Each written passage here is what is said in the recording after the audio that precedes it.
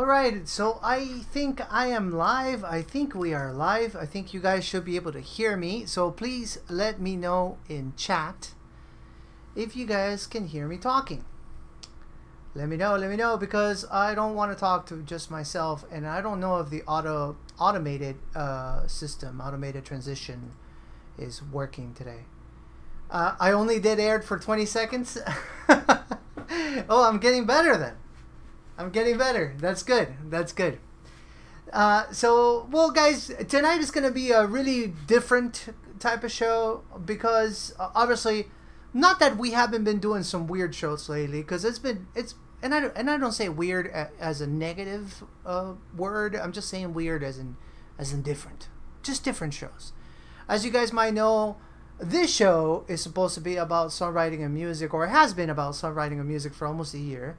And then for the last 2 months, we've been doing, like, I don't even know what we've been doing. We've been doing real talk, and then we end up talking about cryptos. We end up talking about the future. We end up talking about, you know, staying motivated.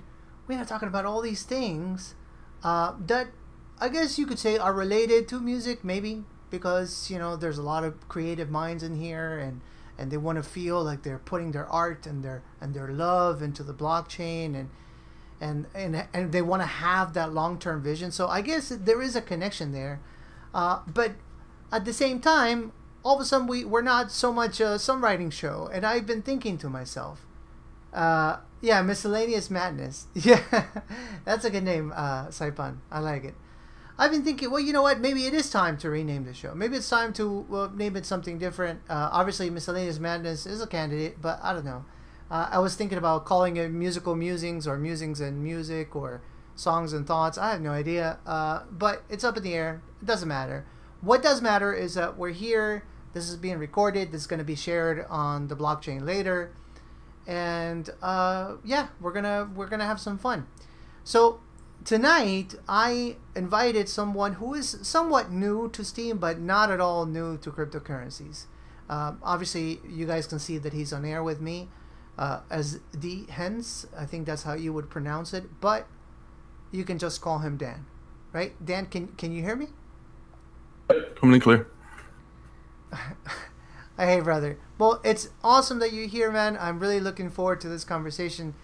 I think I kind of told you a little bit. I made a confession yesterday when I invited you, that I have been watching your YouTube videos, or I was a regular watcher of YouTube videos last year, and many months this year too. And what's funny is that I found your videos because of Crypto Daily, because he actually said on one of his videos that you were his favorite YouTuber. And Crypto Daily was, I mean, still is, one of my favorite YouTubers. And I was like, okay, so who is one of my favorite YouTubers' favorite YouTuber? And then I found your stuff, and I always found your videos to be like, I just call it real talk crypto. It's not BS. It's not, look, let's do an ICO review, and let me do a price prediction, and you know, we're gonna make all this money and all this stuff. It's actually more of the mindset of that it takes in order for you to participate of cryptocurrencies like that. So I always call it like, oh, let me pump myself up a little bit because I'm feeling stupid today. And I would like watch one of your videos, and they're also funny. Sometimes you say just some crazy stuff. So, but tell me, so we can get started in this conversation, because some people might want to be like, who is this dude?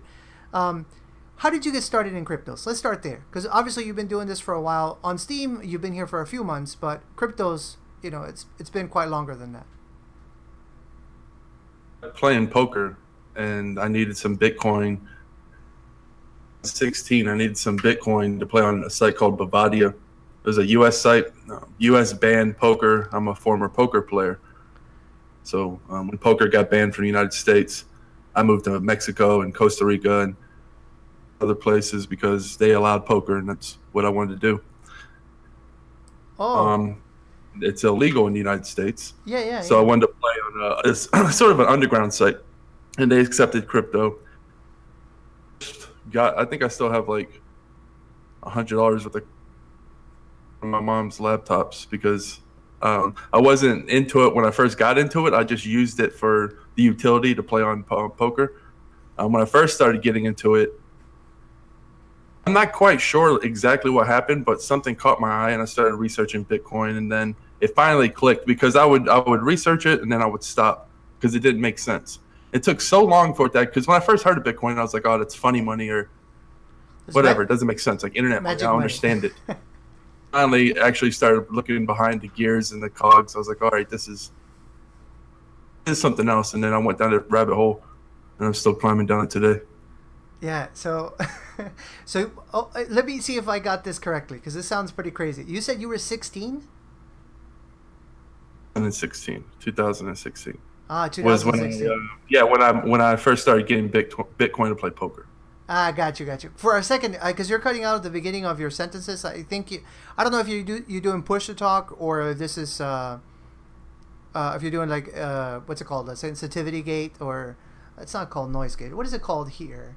Like when you do your audio settings, I don't know. You can change your input sensitivity. So if you're not doing push to talk, you can do that and lower it a little bit because the beginning of your sentences sometimes it gets cut. Sometimes I thought you said you were 16. I was like, oh, that's crazy to move to Costa Rica and or Mexico to do this.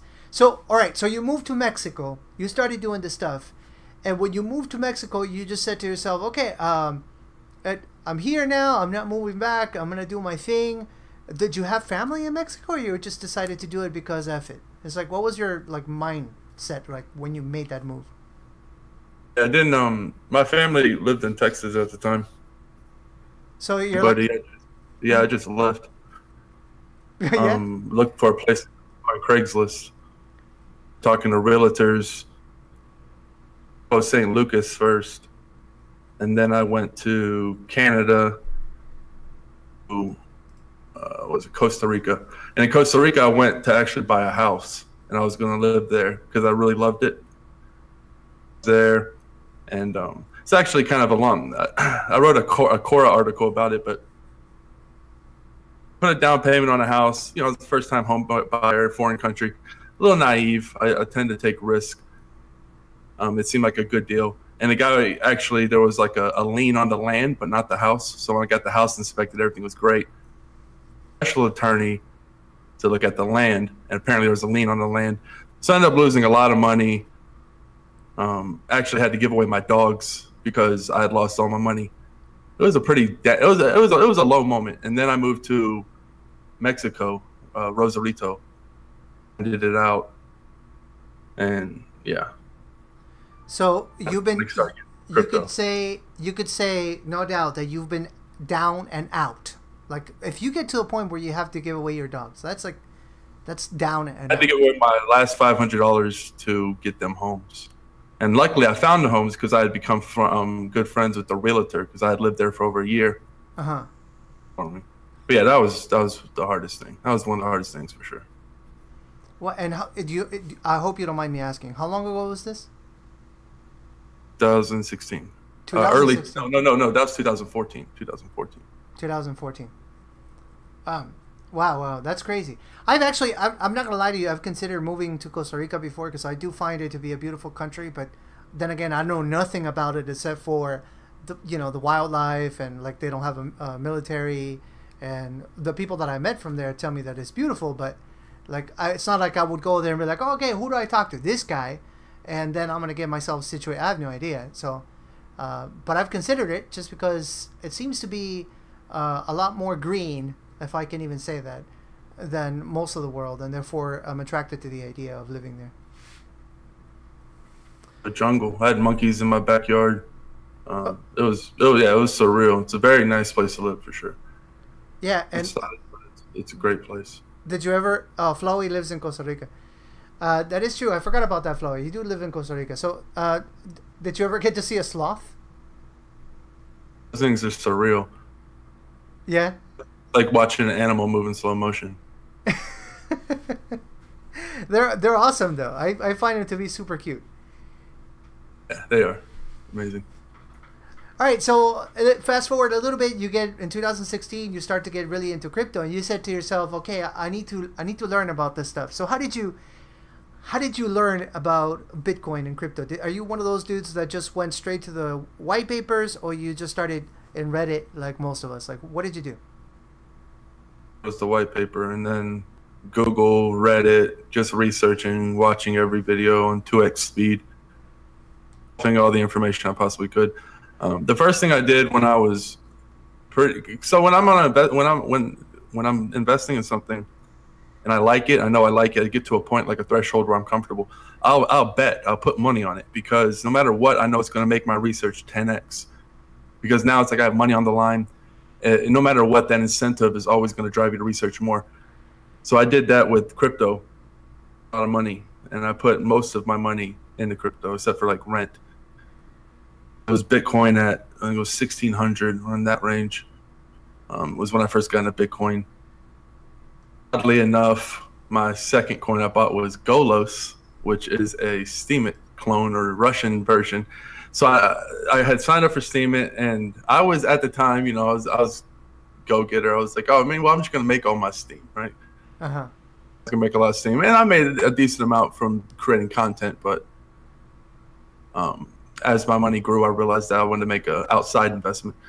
But I researched Golos because I saw Steem, and I was like, man, Steemit's really popular, but this Russian version no one really knows about. And I just happened to get in before, like, this magical pump. And I happened to make a video about it. I just said, I'm going to start documenting my life, because I had lost a lot of weight after the Costa Rica thing. I kind of went mode, but I was like 300 pounds. I was depressed, and then I just wanted to totally reverse that. So I ended up losing like 100 pounds in 4 months, and I wrote it down on Quora, and wrote a book about it, all that.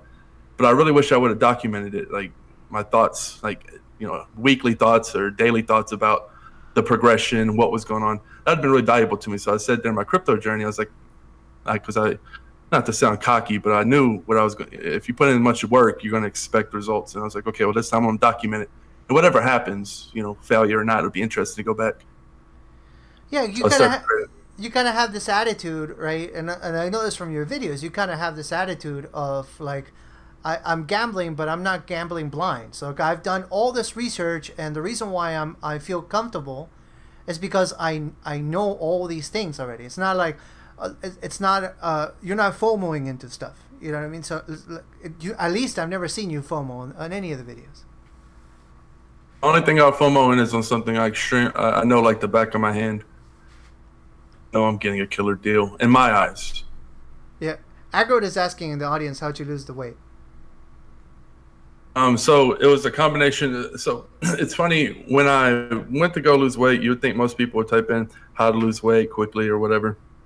Yeah. You know, what does the body use fat for? What are carbohydrates? What are proteins? I started putting together, okay, proteins boost insulin. If you eat protein, it keeps your insulin low. If your insulin's low, it means your human growth hormone can be higher, your ability to burn fat. So if you think of insulin, it's like flipping a switch. You don't burn fat when insulin's up, because insulin is a substitute for that, substitute energy from carbohydrates. So when your insulin's low, you're burning fat. So I came up with this sort of crazy 1 meal a day meals. So 4 meals total, 3 of them liquid, 1 big solid meal of whatever I wanted, cheeseburger and cake, it didn't matter. Okay, I like that. Work out fasted. I'd go all day fasted, work out about 4 p.m. because I'm a fat kid at heart. I'm going to eat what I want to eat. I really think that it's like to myself not to indulge. It's like, because we're going to die one day, and cake really tastes good. So I don't want to miss out on a way to make it work. Or I'd rather be fat, and that's fine because I'm not self-conscious. I really don't care. Yeah. I was doing it just for really, it was funny. I was so down and so out. I was like, I'm going to lose a bunch of weight because I've never seen a man with a six-pack. Like, you've never seen a ripped homeless guy. Because somebody's just going to, you know, as a joke to my sister, I was semi-serious in the back of my head if I'm admitting it, but it was meant to be a joke. But that's what kind of spurred the weight loss. But yeah, it was just to get to Agro's question, it was fasting, intermittent fasting. Probably a copy of the book, especially Agro, if you want to. It's a detailed layout. But the break it down is you don't eat anything carbohydrate. That means sugar or breads or grains, meats. After a workout, that's what you save it for. work out fasted, and then you eat a lot of protein, a lot of stuff afterwards. So you earn your meal, so to speak. So if you think of your big meals you want to, if you want to, you know, don't eat before your workout, eat a delicious meal. That's the gist of it. I wouldn't just do that because there are some intricacies, like so you don't run yourself dry. Because intermittent fasting, 7 days in a week, you want to do it 6 days, and then that 7th day you eat early. So break fast doesn't mean morning food. Break fast is literally breaking your fast. That's what it means. U.S. Big corporations wanted to make more money, and they figured, well, if we stuff people full of carbohydrates early in the morning, they're going to eat our food all day and become addictive and obese, and we'll make a lot of money. So they started forcing the idea of breakfast is in the morning when that's not. You know, you break your fast early is the correct terminology. If you break your fast in the AM, that would be considered what everyone calls breakfast. But, you know, just to say break fast in the morning, that just shows how the nation has become, or U.S. people. I don't live in the U.S. anymore, but just in general. It seems to be a U.S.-UK problem. There's not too many obese people in Costa Rica or Mexico. Yeah, we do have an obesity problem. I'm actually losing quite a bit of weight myself, and funny enough you say this because there's quite a few people doing the keto diet, which is kind of what you're talking about. And I'm doing it myself. I'm not eating bread or honestly, I'm just eating protein and greens. But like I don't ever break it. Like I don't ever have like not even a tiny piece of bread. And I've lost a ton of weight, like to the point where my mom is super excited now. She thinks I'm gonna live forever and everything. That's great. Yeah, and it's funny that you're talking about this too, because you're saying that you did it because you wanted to get yourself out of that hole. So it was more like, okay, I'm making that shift. I'm making this change from this dude, and I don't want to put words in your mouth, but this is what I'm understanding. So correct me if I'm wrong. This dude that is broke, this dude that is down and out. And I'm going to make a change, but it's going to start with me, like with you. And then I'm going to figure out everything else from there, like the ripple effect, right? It seems like that's where your mindset was back then. Yeah. I figured if I could, I actually went into it not really thinking I was going to lose weight that fast. But then after I did, it really drove me to learn everything there was about the body and then just completely give that information away for free. I started doing. I get a lot of tomatoes thrown at me for out in a lot of the groups. Like I'm friends with Bitcoin Cash, I'm friends with EOS, I'm friends with Bitcoin. The groups that, you know, so it's kind of hard to find, you know, there's always a little rough. But the keto diet, because intermittent fasters, they love keto. I'm against keto because I believe carbohydrates are essential. Now, you'll drop weight on keto. If you cut out the carbs for a month or two, you'll drop weight really, really fast. But you're eventually going to need to eat carbohydrates because if you could think of fat as energy, and if it's getting outside energy like carbohydrates, then it slows down on the fat burning. But if it never gets outside carbs, it's like, holy shit, this is the only energy we have. Like we're getting no help here. So we have to cling on this. So we need to shut down our focus. We need to shut down. And at first, burning through all that fat, you have excess energy. You feel like Superman. But you go a year or two without carbs, and you're going to start to notice that, you know, your mental focus is going to start to shift. Body's going to save energy where it can. So, and then when you start eating carbs, your body's like, holy crap. And it starts like, let's grab these for dear life. And it becomes a super fat storing machine. So what I tricked my body into doing was eating a lot of carbs at certain times, on way more carbs than it's used to. So it's like, holy shit, what's going on? We got to burn everything because if we don't, we have so much energy, this place is going to explode like a nuclear reactor. Okay. The next day, but the body's not smart enough to say, oh, you know, it still thinks more carbs, more energy can come. It doesn't know. It's shocked for a few days is what I call it. And during those 2 or 3 days, and you do fasted workouts, you cut the carbs out then, you keto then. I call it targeted keto. Uh-huh. But you also have to have carb days. You have to have those carb days to trick the body so it doesn't think that it's alone out there. As long as it thinks it's getting some outside energy, your metabolism will stay good. And that's the long haul. You know, you'll be able to intermittent fast, get all the benefits, and you know your body. You'll have a healthy metabolism. I like it. Well, I'm gonna take some notes here. I'm gonna take some notes because obviously, I'm pretty new on this. I think Anka's going to correct me if I'm wrong, but I think we've been doing keto for 2 months, maybe a little bit more, and it's worked out great so far for me. But yeah, I don't want to be hindering my mental agility, obviously. So good thing. It's not financial advice. This is not weight loss advice. So yeah, today is not financial advice, not weight loss advice. It's just it worked for my body. And, yeah, really. It's just some dudes on air. So Crystal just joined us. Crystal is my co-host, my dear friend. She's obviously a Steamian as well. Hello. Crystal, I also fell asleep. and she's from Australia, so her perspective is from is upside down. So it's a good thing to have her perspective. Pretty much. So Crystal, as you see, like we started talking about weight loss and stuff, but because the story we're telling Dan's story. So Dan, his story was he was in Costa Rica, he was broke, really sad story. He actually had to give away his dogs, and then the first thing he decided to do is to get himself healthier because he was depressed, and he was down and out but he wasn't out for the count. He was just down.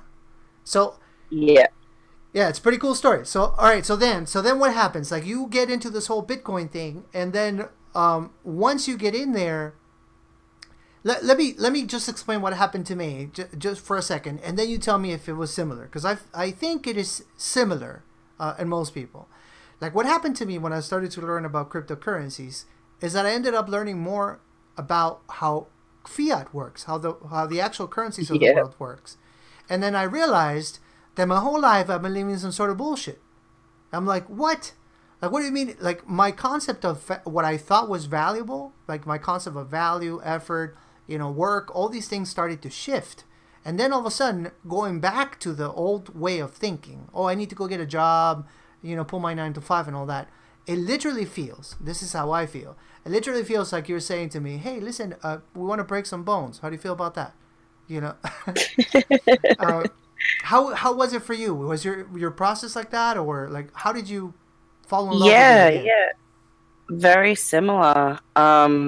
Obviously, the fiat world was not doing me and my family any favors. With 2 severely disabled children, there was no way normal work life was ever going to be a part of our lives. And at first, my partner, Ozbitbank, like at one stage he worked 3 internet jobs. What? All full-time. Yes, I shit you not, just to keep us going.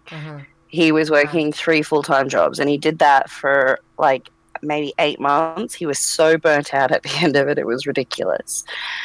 But we found Bitcoin, and then we lost focus on it for a while, and then came back and it's like, oh, it's worth something now, sort of thing. It's like, oh, fun surprise. Yeah. So we've been in crypto since fairly early on, but it was really, for me personally, because I am not techie or into the whole research side of things that much. My partner was really into it, and he'd just break down things for me. So like nice bite-sized bits that I would tolerate and understand and get into. And then we started watching docos on how fiat is actually made, that it's not backed by fucking anything anymore, that once upon a time it was. There's just so many issues with the fiat system, and then I'm like, I'm stressing out and feeling like a dodgy parent because I can't go get a 9 to 5 because it's just not feasible. Yet we're struggling, and I mean, this is almost a decade ago now, but it's been a really long, tough journey. But once you realize that there's this whole new revolutionary way to not only get money, earn money, but use money, interacting with other people, sending money, the lower transfer fees, the faster transfers, it really is just a completely different way of the world. And once you sort of tap into that and get a taste, it's really vicious to try and go back.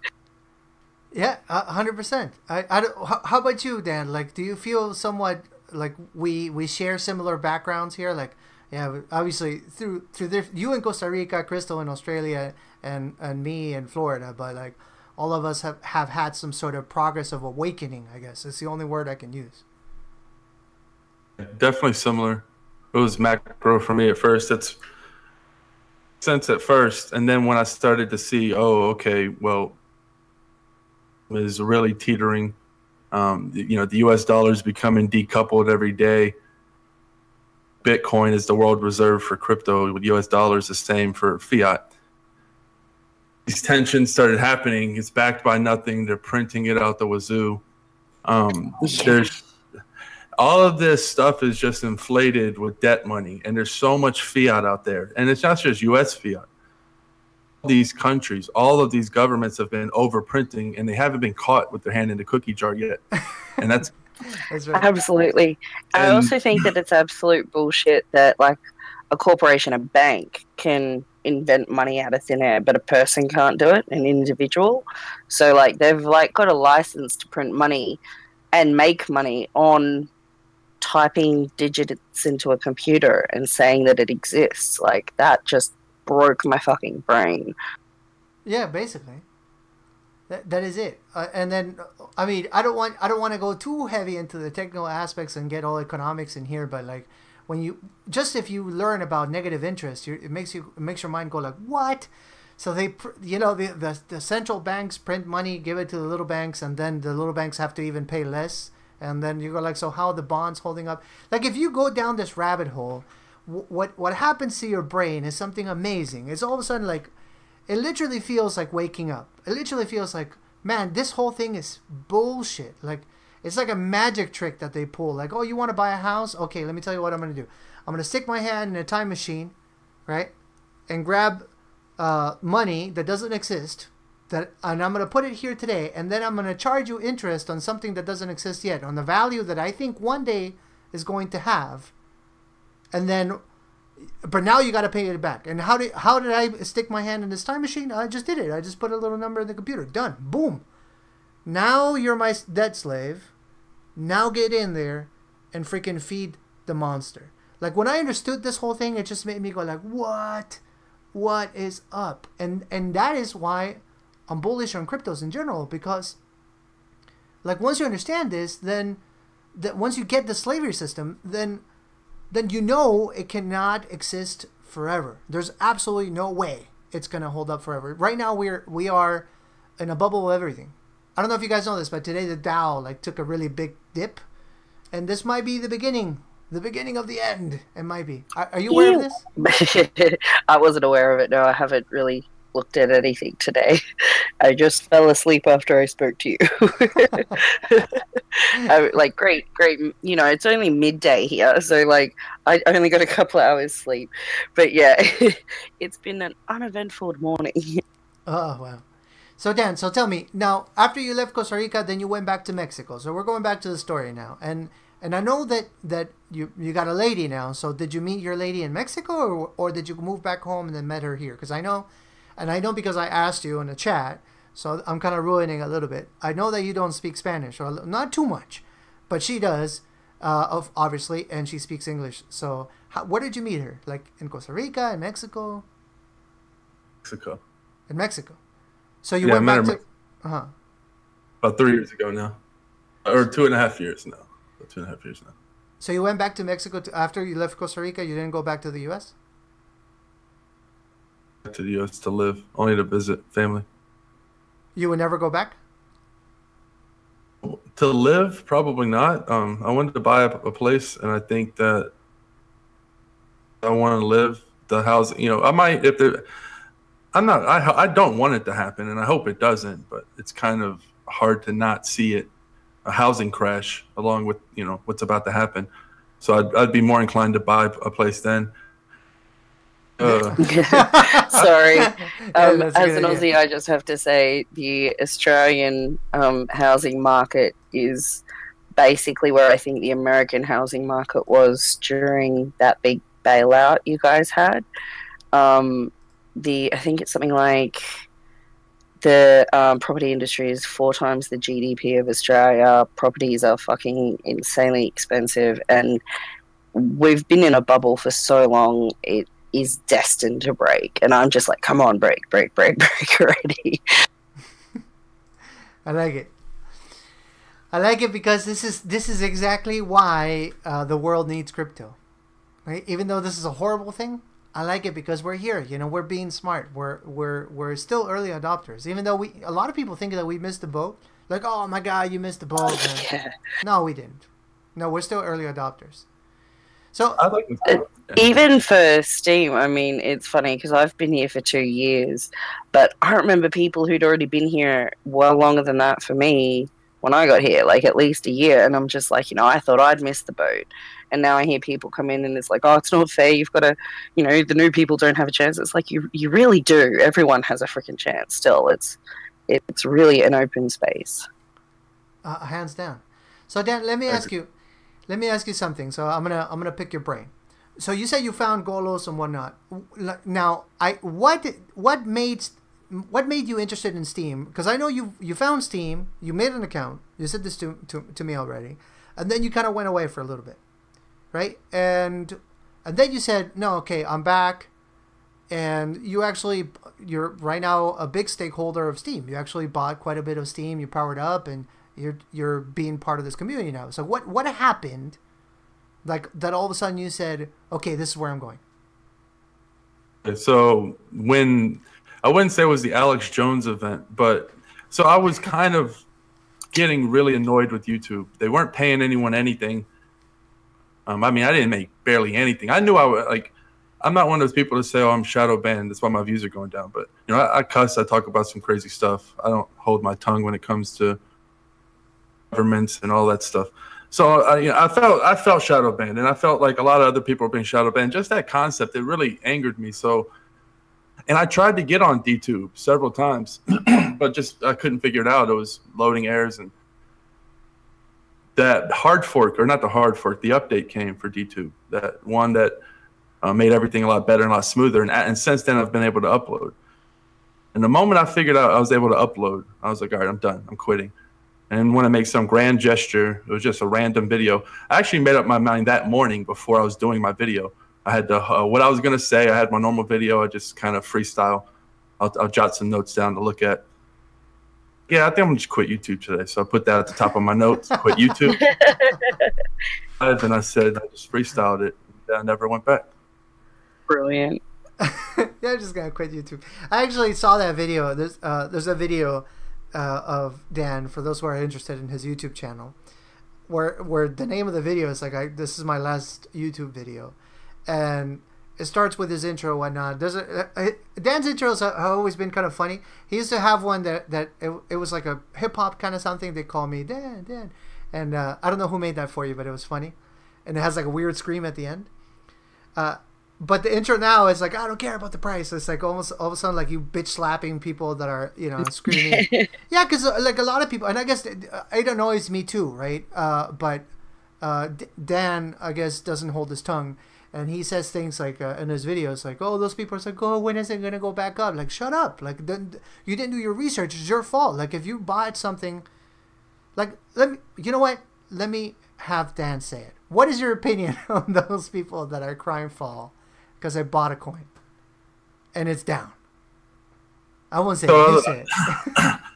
Every time someone says that, I instantly picture Mr. Miyagi talking to Danielson. You have to pick one side of the road. If you're in the middle, you're gonna get split. And it's hard to give advice to somebody who's in the path lane of a bus. You can tell them anything you want, but they're gonna get hit by a bus, and you can't save them. No route. There's no advice. They have to just learn. They're gonna get hit, and if it doesn't kill them, they'll eventually pick a side. They'll say, okay, I got burnt too many times. I'm not gonna mess with crypto, or say I'm just gonna hold and whatever. If you go into something without doing your research, and you don't really have conviction for the project, you just want it because the money's going to go up. And then when it starts going down, that must be a horrible feeling, because then you don't know if it's going to go to zero because you really didn't research. You get happy when it goes down, even if it goes down 99%, because then you can dollar cost average. And when it goes down, so like this, you've done your research for a project, you invest. That you just bought awareness. You took your time, you culminated it into a moment of awareness, and you bought something. And if it goes down, your awareness didn't go away. It should compound daily, especially if you're investing a lot. if you're compounding awareness and it's going down in price, when it hits rock bottom, you should have a huge awareness, and that means you have the heart to buy it, because it's very hard to buy low. It's very tough. Very, very tough, because when it goes down, people get scared and they don't want to buy it. But if you've done your research, those are the people who can come away the ultimate winners, because you're never going to peg a price. You're never going to catch the bottom. If you do, you're lucky. And then congratulations. But it's mostly luck. It's just what it is, because no one can really predict the prices unless you're just a giant whale and you know when it's going to go down and up. The scheme of things, I always look at it as, if you bought high and it goes down low, you have that awareness that most people won't have, because if they didn't study Steam and they saw it at 70 cents, they might not buy it, because like, oh, the project's going down. I don't know much about it. I'm just going to pass. I'm going to go look for something that's going up. About it at a high time, you put stake out there about that project when it goes down. So I don't feel sorry for them. It's a very to put yourself through all that torture and not take the opportunity with conviction, because life, there is no 100% guarantees, and you're never going to get one. And if you're never not ride or die, if you don't just get on the boat, right? You have to get on the boat. You have to make a decision. You can't just 1 foot on the dock, 1 foot on the boat. Well, I'm just going to stay here. It's just comfortable. No, you got to get on the boat. The boat sinks. Learn to swim. If you don't reach land, you're dead. It's not. But that's life, right? You're not Very going to true. Dead until you're dead. So that's just how I look at it. You got to make a conviction if you believe in the project, because that's the only time. Dollar cost average.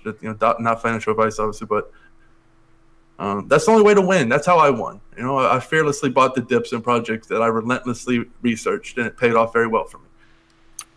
Yeah, and I mean, like, doing your research is definitely the way to go. I know that my partner spends a crazy amount of time reading, and I just do not have the focus to that. But I'm lucky because I can just siphon off information from him. I'm like an information vampire.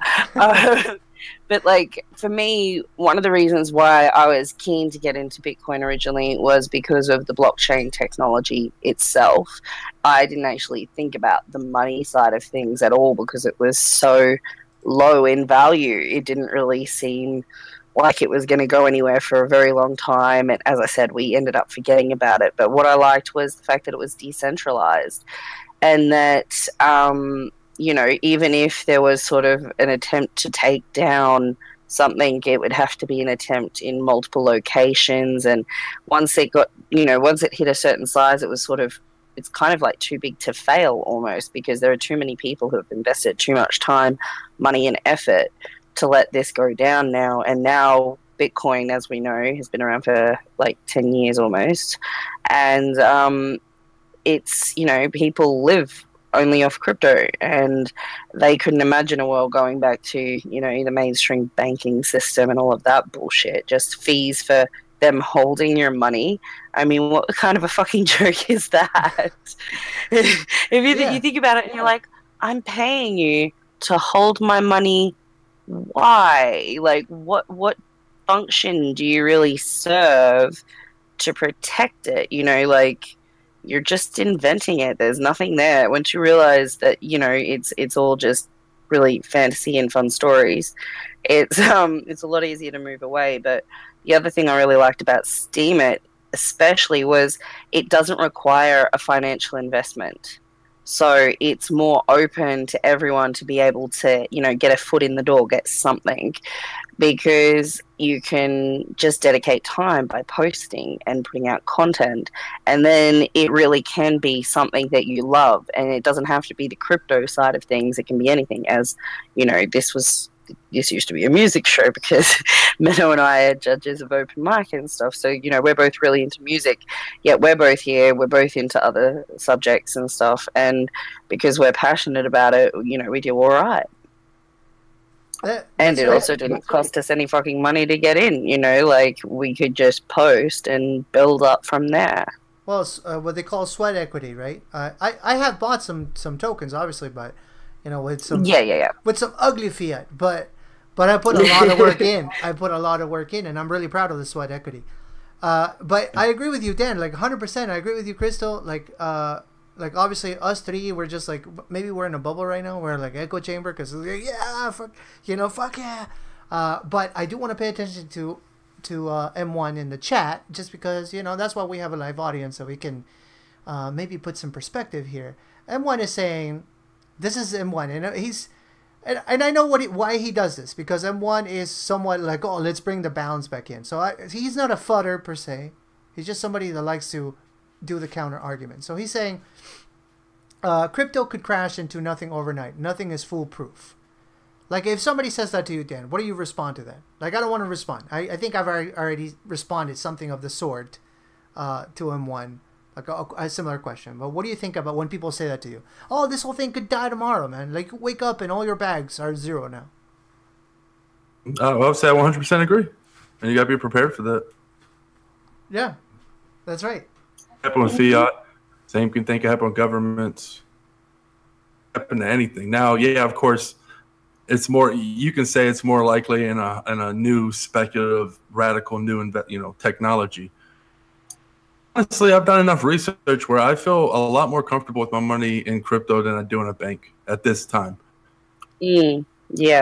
Yeah. I mean, like, don't get me wrong. There are definitely issues showing up, like the transaction fees going up in time, taking longer with Bitcoin. These are all issues of, sort of more of a centralization taking over a decentralized platform. And that's why we've had all of these spin-off cryptos. And why we're sort of in this wild, wild west of people trying to figure out how best this technology works, how best to implement it, and why things need to continue to evolve and change from here.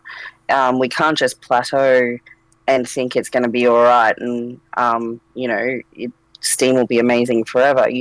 There needs to be improvements. We all know there's been issues on and off, and Hard Fork 20 is a perfect example. It shit happens. It shit happens. Exactly. Actually, do you know, Crystal? I don't know if you know the story of Dan, but Dan actually has a pretty. I don't even know if the word is ugly, but life lesson situation coming into Steam recently. So I'm gonna let him tell the story. But on his first days on Steam, like he decided, okay, that's it. I'm going to dtube. This is gonna be my thing. Something ugly happened to Dan that would have made, I would say, 99% of people quit. Yeah. Okay. So, yeah, but I'm gonna let him talk about it. So what happened to you, Dan? You were on Binance. I know the story because I like I said, I follow your videos. But you tell the story. You were on Binance. You were buying some Steam, and then what happened? I was buying some Steam, and it said in the active memo. I'm not sure if it was or another one. I put my active memo key. It said memo key, and that's what I put my. I wasn't even thinking because I went to withdraw. And it had user tag, and I put the username in the wrong place. And I was like, oh, it's asking me for my memo key or whatever. So I went in my thing, and I actually, so I put my whatever keys needed to put the 11K in there, and it was instantly gone, or 11,000 Steam. Oh no! 11,000 Steam power that he sent to his account, and then a hacker took it. So then they started powering down, taking complete control of my account into I think it was the Steam chat. Started talking to a few people, and somebody pointed me to guilty parties. Guilty parties started helping me, and I gave them the info to my account, my previous passwords, and he got like a whole team around it. Like I was. Because I was like, he's just going up and out of his way for, I was like, this is amazing. Guy doesn't even know me. And or woman, I don't know his sexual orientation. The beauty of anonymity. Parties because they had to create some custom script because they kept cutting them off, going around it, and then they created some custom script. It got my account back, and I don't know, it made me angry in a way where, because I always like to recycle things. I don't take a loss. So I took all that, and I was just like, look, I'm just going to take a bigger stake. So I bought about 10x the amount, and yeah, that's basically what happened. And really, I'm still in the process of going all in on Steam. a lot of skin in the game before I really make up. Like Steam has passed that mark for me where I've done enough research and I'm really comfortable with it. So I put a stake out there, and now it's forcing me to learn as much as possible, get involved as much as possible, and likely going to follow up with, buying more Steam. Well, I love it. I love it. I have to say, as a member of the community, I'm really happy that you're here. I'm really happy that you're putting this positivity message out there, man. Like, especially because these days, because the price is down, like, the fudders are out, man. Like, almost every single day, I'm finding somebody talking some crazy smack. And I try to be the voice of balance. I try to be the guy that says, no, listen, that's misinformed, but negativity is always out there, man. And sometimes I've wondered if I'm really wasting my time with some of those, I call them the prophets of doom. The ones that say, oh, no, it's going to zero. You know why it's going to zero? Because the witnesses and the whales are evil and they have all the, like, I've heard it all before, so nobody says anything new to me, right? So every day I'm like, oh, here's another one. So when you come in, right, the way that you came in, so I don't know if people got everything that he was saying. So he got 11,000 Steam power stolen from his account, which make 99% of you quit. Don't lie. Okay, you'll be like, oh my God, this freaking platform just stole, like that's what would be the guttural reaction of people. Stole 11,000 Steam from me. Oh, grab your laptop, punch it, and all this stuff. He doubled down on that. No, he tendupled. Can you even say that? He bought 10 times the amount and became an orca, almost getting angry, and then committed to the platform. And there he is. He's making content. He's being part of the community. And the other day, he actually made a video, and this is actually what tipped the scale for me. And I said, you know what? Even though we got these weird shows going on MSP, like, I'm not saying weird, like this show, because it's supposed to be about music, and then for the past 2 months it's been, I don't even know what it is. Tendupled. Yeah, I like it. I'm gonna use that word from now on.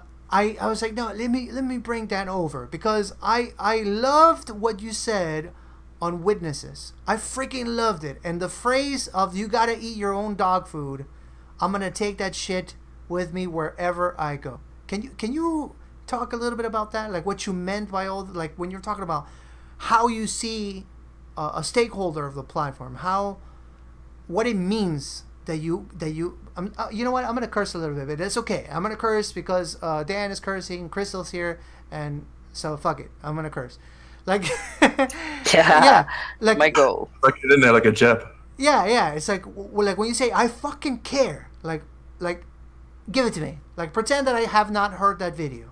What is the whole dog food thing all around? Favor of investing in your investments. So if you're committed, you should be compounding investing, meaning your investment you should not only be investing, but you should be investing, and every day should be compounding, because you're creating compounding value. If I was a witness, I'd be utilizing every single make my video, and I understand when dtube doesn't work, of course, use YouTube.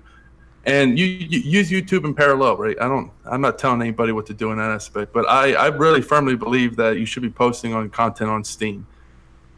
All the updates should be on dtube or Steam it. That's basically what I meant. Eat your own dog food.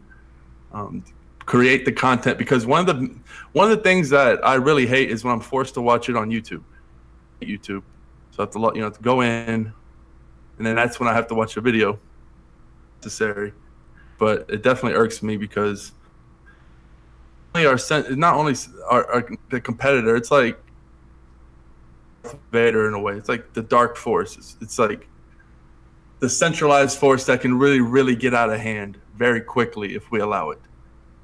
They have all the eyeballs, especially important updates, because I watch all of that. Every piece of content a witness puts out, I've seen it, and if I haven't, then it must be tucked away somewhere, because that's it's one of my hobbies. Stalking every single one of you. Doesn't matter if you're in the 70s, your crypto passion in the 70s. I'm watching your content. I'm watching what you're doing. Yeah. So I'm just doing research, and I notice when somebody is in love with Steam, because to be a witness, if I was to think, what I want to do, what I want others to be, right? So if this is what I want others to be, then that's obviously what I want to be. I don't want to be something different. I want to be hypocritical to myself. So if I was a Steam witness, I would feel a dramatic sense of responsibility, and that's why I don't do it, and I'm not going to do it, because it seems like and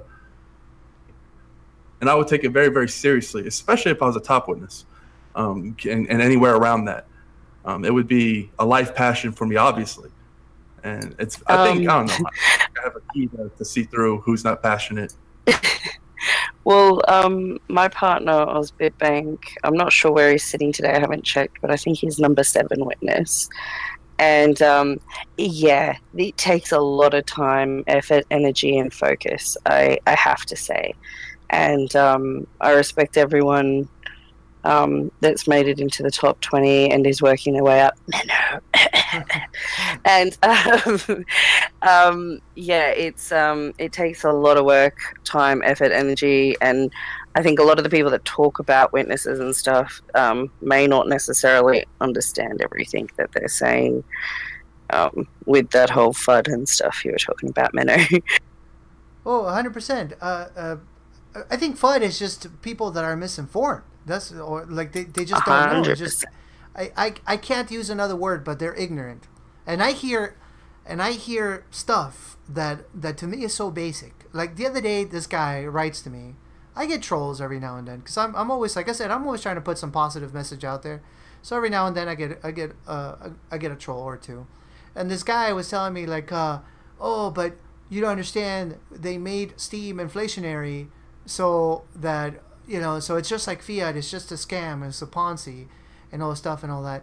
And it's like, well, I guess, I don't know. I mean, I guess you think that everything is a Ponzi. You might be one of those dudes, or you don't understand what the intention is of making inflationary currency, so that there's a pool, so that people could, you know, come into the platform and start producing content and start waiting. Part of the pool is a distribution system, and how if you didn't have an inflation system, there would be no way for us to have actual distribution, and how that would not generate work. People would just be hodling. Not that there's a whole lot wrong with hodling. That's not what I'm trying to say. But like if everybody was just holding the Steam tokens and looking at each other, it's like, okay, when is this going to pump?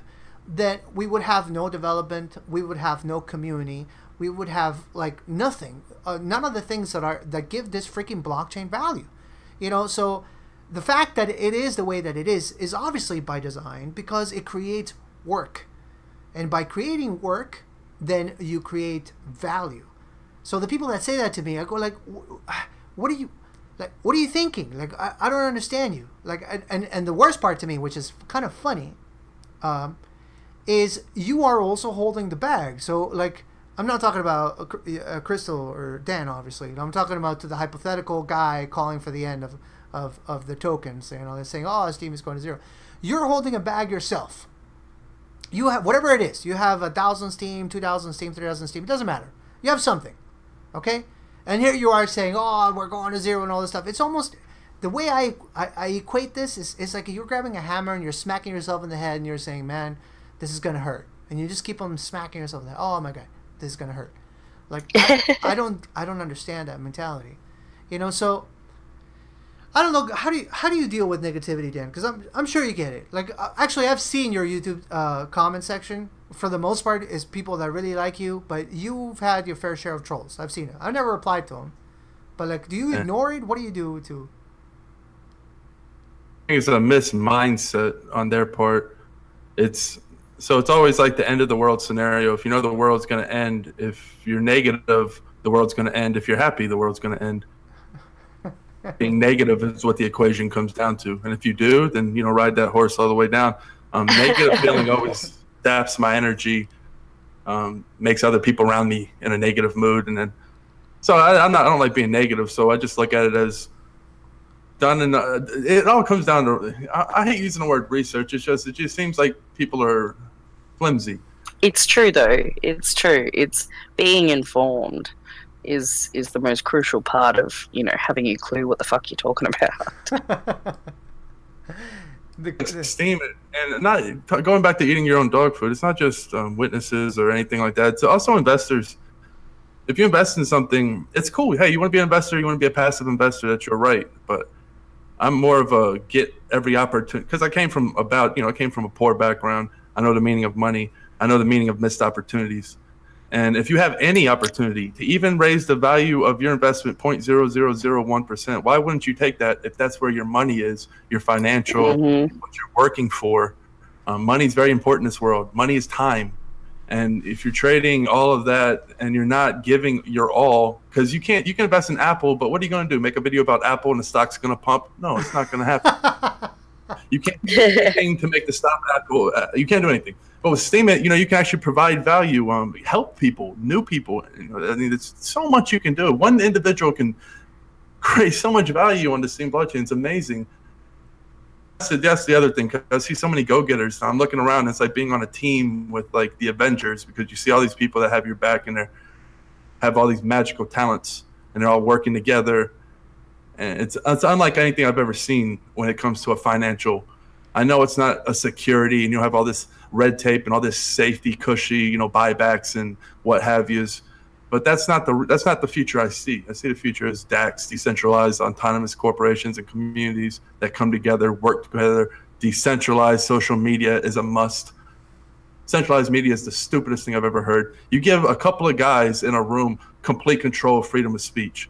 Like, I understand that's what it had to be at the beginning, because they couldn't have without the blockchain, really.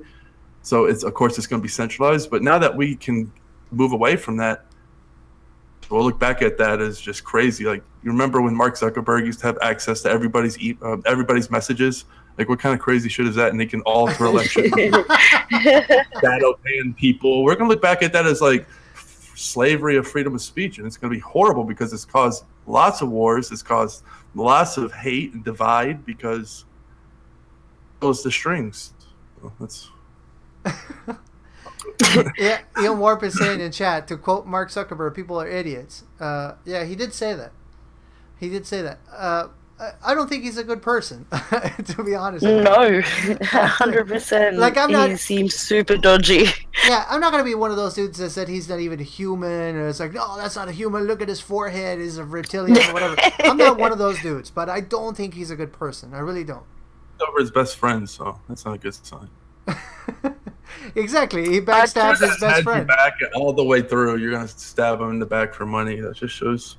Yeah, that's the guy controlling our freedom. Just look at like the original story of Facebook, how the Winklevoss twins actually had the idea, and he sort of just took their idea and rather building it for them, like he was hired and paid to do, which I assume maybe there was a contract. I didn't watch the video, and then he just sort of takes it and turns it into his own money-making machine and cuts them out of the deal. Like the whole way it was founded, it just seems like it started on dodginess and it hasn't really improved at all.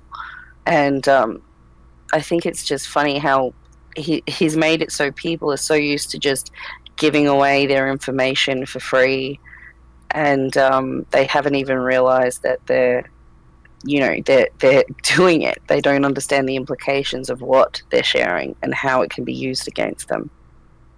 Well, they don't even know. See, I keep on seeing people also. Some are prophets of doom. Some are just people that need to learn a little more. They keep on saying, what is this? Like, now you have to have Steam to spam. Like, no, we need people that can post like 200 times a day with zero Steam power. Like, I'm exaggerating, obviously, but I'm trying to make a point. And Facebook, look at Facebook. Like, Facebook, I can go in there and comment all day, and it's free. And they keep on saying, comparing Steam to Facebook. And I go like, since when is Facebook free? Since when? Because I don't know about that Facebook. I know about this Facebook, right? That sells your information. That you are not the customer, you are the product. That's a Facebook I know. So I don't know what the fuck you're talking about. Because the whole thing about Facebook is free. I don't get it. Like, you think... You think these companies are like, oh, you know what I want to do? Here's what I want to do. I want to make a platform so grandmothers and grandchildren can share the pictures of cats. That's my drive for life. No, that's not it. They're like, how can we create a platform where we can extract all this information from all these people and freaking sell it to corporations so that they can be pitched and, the right products? How can we create... what is it? What would you like? The most horrible invasion of privacy like screw the NSA and all this stuff. Like you're like, oh my god, they're spying on me. If you have a Facebook account, they know everything about you. As a matter of fact, you guys do this if you want to. Okay, there's a video, you can find it on YouTube. It's pretty easy to find. There's a video that these people made. By the way, I deleted my Facebook account a while ago, so I'm not just double talking here. Like I believe what I'm saying. And there's this guy pretending to be a mentalist, like one of those guys that can read your mind or whatnot. Yep, right? yep. Have you seen this video, Crystal? And I'm not sure, but I know what I was meaning. Yep, to the mentalist, not the video. Yeah, it's freaking crazy. Okay, so people come in and they're like, okay, yeah, come in. This guy's gonna read your future and all this stuff and all that. So they sit down, and of course, this guy has a headset on his ear, right? And this guy starts to read the mind of the person. He goes like, oh, all right, so you are from such and such town, and the person says, oh shit, yeah. Oh, you got married last year. Like, and this person's just getting their mind blown, like, because all this information, and all this stuff. And the whole point of the video is to show how it was all available on Facebook. They could tell you where you live. Yes. They could tell you where you work. They could tell you, and yeah. And so this is freaking crazy. And people are like, nah, but I want Steemit to be 100% free. Like, listen, Steemit is. I guess you could say free. It is freer than Facebook, like, because nobody here is telling you, hey, listen, I need your shopping habits, I need your eating habits, I need to know if you own or you don't own a home. Like, send me, like, I'm gonna send you these 5 forms, fill them out, and then I'm gonna make you an account. Like, nobody's doing that here. They were asking for a phone number. Because, you know, to try to curb spam. Before we had the phone numbers, there was a lot of illegal account creation. Well, not illegal, just so many account squatters. It was insane. Yeah, exactly. So, no, just buy resource. What are you talking about? What? So, anyways, the point I'm trying to make, guys, is that the fact that we even have accounts that with 0 Steam power can make posts, like, I mean, even if they can make 4 or 5, which I think one that has 0 Steam power can do that, is pretty impressive. That's a win. That's not a lose. Were you around when we had post limiting? No, it was not. Okay. Well, yeah, I think it was. Oh, this is going back a while in Steam at time, but I think for a while there, we were only allowed to have like 10 top level posts a day, and the idea was so that, you know, spam couldn't get out of control, but also, you know, how many people can write 10 high quality posts in one day, in one 24-hour period of, you know, decent quality length and stuff. Because back in the day it was all about trying to find quality and length, and, you know, things have changed a lot, and I don't necessarily have an issue with, you know, the shorter form stuff and whatever. I don't necessarily it should be valued as the same level of content, and that's why, you know, I don't want it all to be just bots and bid bots and such. But it is what it is, so you take it as it is, and it's just it's interesting seeing how people, like, a lot of people didn't just start abusing it when the restrictions were lifted, but there were, of course, the bad players that did. Yeah, that's 100% true. So, Dan, let me ask you something. Have you ever had a Facebook account, or were you smarter than most of us? I got a Facebook account, but only when I moved out of the U.S. because it was a lot cheaper to talk to my mom over Facebook. For some reason, I tried. And not that Skype's any better. I mean, you might as well be talking to the NSA as it is. But Facebook, yeah, that's why I use it. But I don't use it. I haven't posted anything. I would delete it, but my mom has some pictures on there. She doesn't want to save them. So I'm in the process of giving her all the pictures and all the memories somehow out of my Facebook, give them to her, and then close it down. But no, I don't use Facebook. I don't post. I love it. I'm exactly the same as you. I've still got Facebook, and instead of for photos, it's just for random people I haven't seen in a few, you know, decades or whatever. Just trying to keep in touch, like, see what they're doing. But I haven't posted in fucking ages. I think the last thing I posted to was trying to tell people to come to Steam it. Like, look, I just bought a car with, you know, Steam. come to the platform and buy your own car if you spend time. Yeah, well, I was using Facebook to promote Steam for a little bit, and then I kind of just, and it's funny though, because I deleted my Facebook, and then maybe like a month later or 2 months later, the first hack happened. The not this one, not the 50 million accounts that just got hacked, right? Which just happened like 2 weeks ago. But this is like maybe last year that the hack happened on Facebook, and I remember telling Ankas like, oh, like look at this shit, like what I suspected, what we all suspected, like it's all true. Like you're not safe. Like they're just data mining. Like and here you are thinking that like, oh, it's just an innocent thing and all this stuff. And then people are silly over there because they'll use Facebook not just to share their pictures, but they'll check in into places. Oh, I'm checking in for the gelato. I'm like, and they're just, why are you checking in? Why do people need to know that you're there? The people don't care. Like, what do you think? They're making a freaking profile of your shopping habits. Like, what are you doing? Yeah. But also just like the security risk, like on a lower level. If people can find a way to look at a view for people in just their, say, suburbs around them, local area, and they can set up to get notifications of everyone who hasn't got any privacy settings set on their account when they are checking in, and you can figure out where people live. A lot of people have where they live written in Facebook because they're fucking morons. But, just you're letting yourself open to attack in the real world as well by planting all this information out there by people who, can figure out, you're giving everything you want to someone who wants to stalk you or rob you or anything like that. 100%. And of course, when we're talking about censorship, we were talking about censorship like an hour ago, right? But I'm going to bring this up again, because on Facebook shadow bans like crazy. Facebook bans people. As a matter of fact, Agro, which is the witness along with Osset Bank that started MSP more than a year ago, I don't even know. He's told me a few times that I forgot. I don't even know how many times he got banned from Facebook. Like he just got deleted, his account deleted and all this stuff because they didn't like what he was saying. So yep.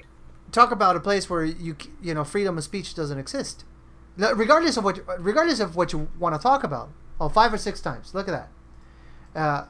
Like if I want to, I don't know, like if I want to talk badly about the government, isn't that my right? Like, isn't that patriotic of me to be like, hey, I think this is wrong and all this stuff? No, delete that guy. Delete that guy. No, freedom of speech, but not for that guy. Take that guy down. That's bullshit. There's no way. There's no way around it. That's total bullshit. So, as a matter of fact, cryptos are also being censored on Facebook. So I don't know. Do you know? I think his name is Omar from Cryptos News. Dan, do you know who I'm talking about? Yeah, I know. Yeah, no, I watch Omar's content. Yeah, Omar, awesome dude, right? I've also been watching him for a while, and he had his whole Facebook group taken down. Did you know that? I saw some on Twitter about that. He's been fighting Facebook. They took down everything. I think he opened up a new one just to. Me. Yeah, you cut out there at the end. Yeah, he did open up a new one, which I guess I get it, but I don't know. I maybe I'm too proud. Like my pride wouldn't allow me to do it. But like you build this community on Facebook, all these crypto heads and all this stuff. You got your mods. You're doing all this work, and then Facebook goes like, "What is this? Oh, crypto? Oh, no, delete that shit." I just think that there's nothing that Facebook can offer in that sense that you can't get on Discord and have way more features than Facebook has ever offered. Maybe so. Like for groups and stuff, I mean, like not so much for Facebook in general, just being able to access other people. But I mean, if it's a specific group of people that just want to talk about crypto and stuff, you just need a place to be able to do that, and it shouldn't have anything to fucking do with Facebook being able to say, oh, we don't want you talking about that, so fuck off. It's absolutely ridiculous we've allowed a company to have this much control, and it's just getting more and more with, I don't know if they're talking about in the news over there, but over here in Australia they're talking about how Facebook is going to be changing how they present the news so that basically it's about the whole election rigging in America. I think they're going on about it, that, you know, they're manipulating shit through Facebook. Huh. We're living in some crazy times. I obviously think that, well, this is not up for debate. Social media took over. Social media has replaced normal social interaction, like today. Right, I don't think we can argue about this. Like, we could say, no, but that's stupid. No, but it's just a reality. Actually, I was remembering the other day this guy that called into work because his girlfriend changed the relationship status on Facebook, back when I used to have a 9 to 5. And that was like the event that led him to have a breakdown, and he couldn't come to work. And it was that day that it dawned on me the amount of weight that we put onto social media. And like... Mm-hmm. And the kids that are growing up today, and I'm not trying to sound like an old man, you know, but they don't know another world. I lived in a world where if I wanted to talk to my friend Daniel, I had to go to his house.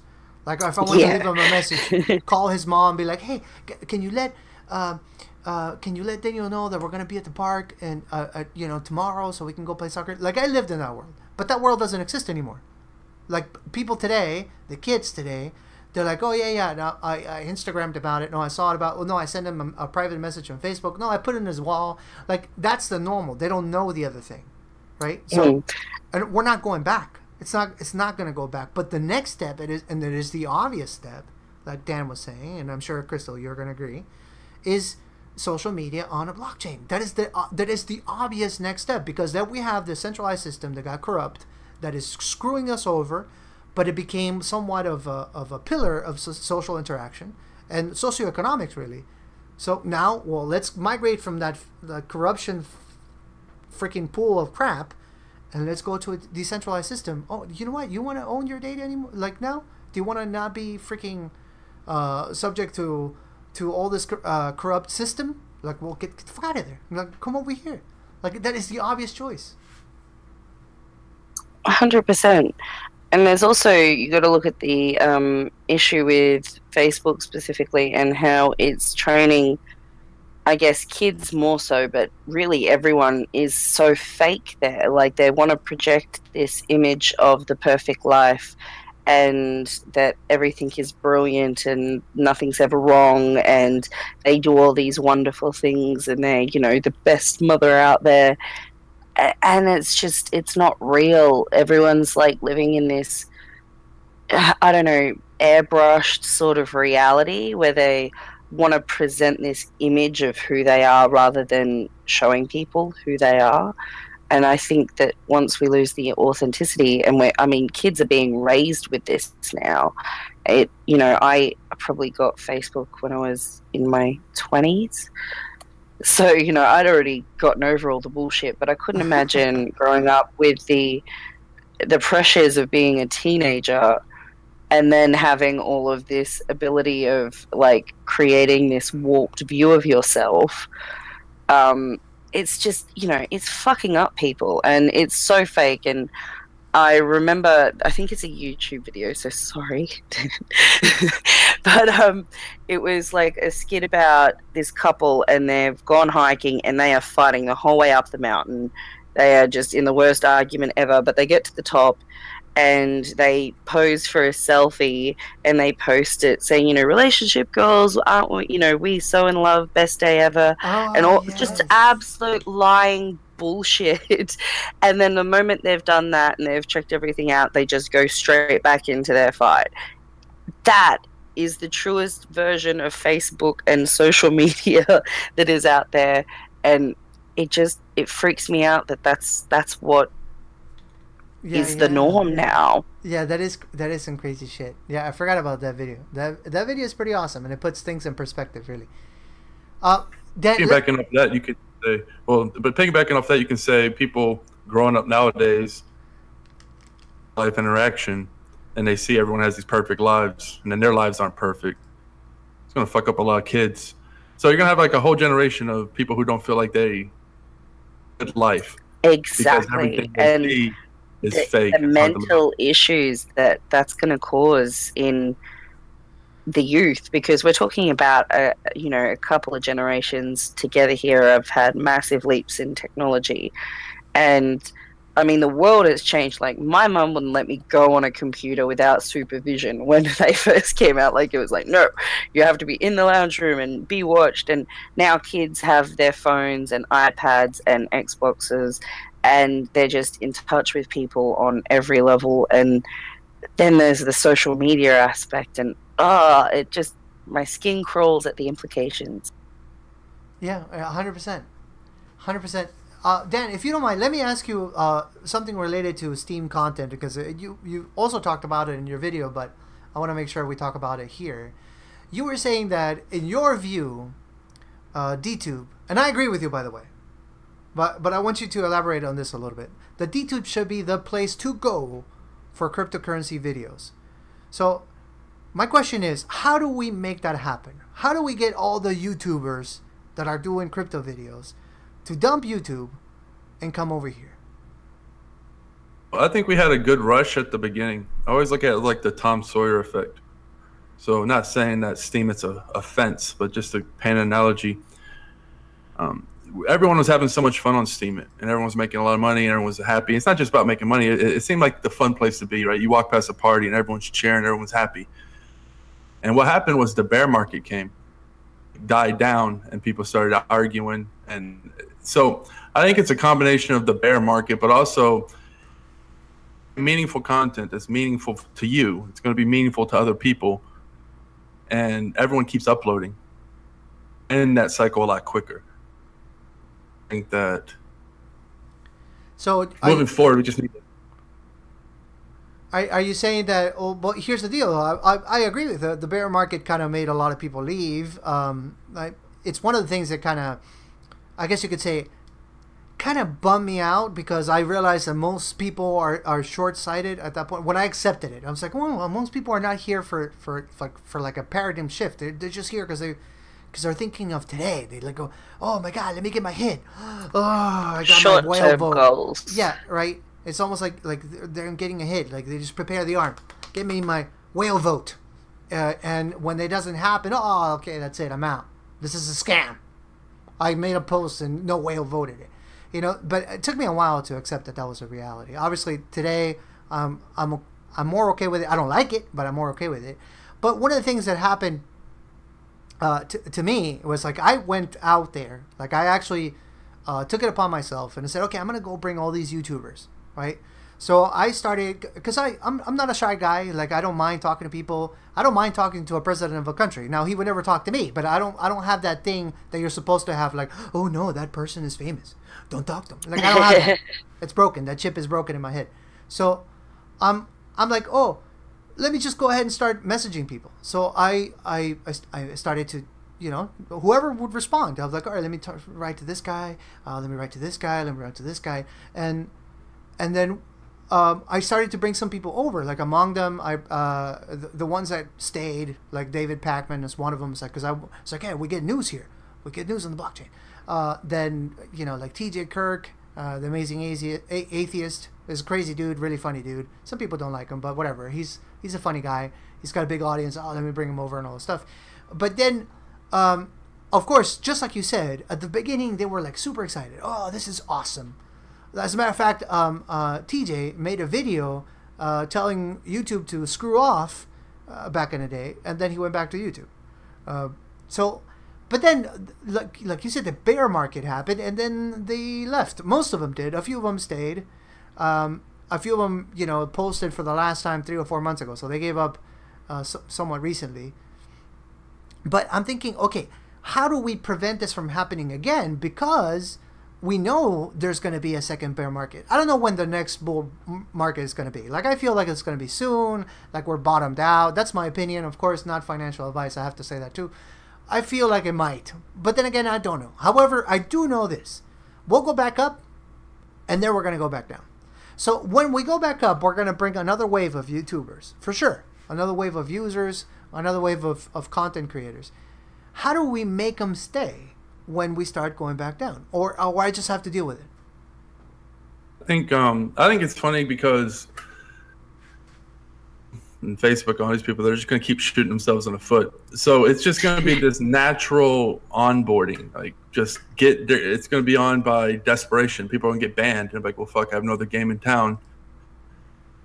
I'm starting to see people wisen up, because it's hard to find people who are looking to the future. As you're saying, everyone's, a lot of people, not everyone, a lot of people are short-sighted that I've met in, my life. But I think that once the centralization just starts really kicking in and people are getting shadow banned, and I mean, you're going to start seeing it right now as the people who cuss and quote unquote conspiracy theorists and quote unquote extremists, but it's going to, give them an inch, it'll take a mile.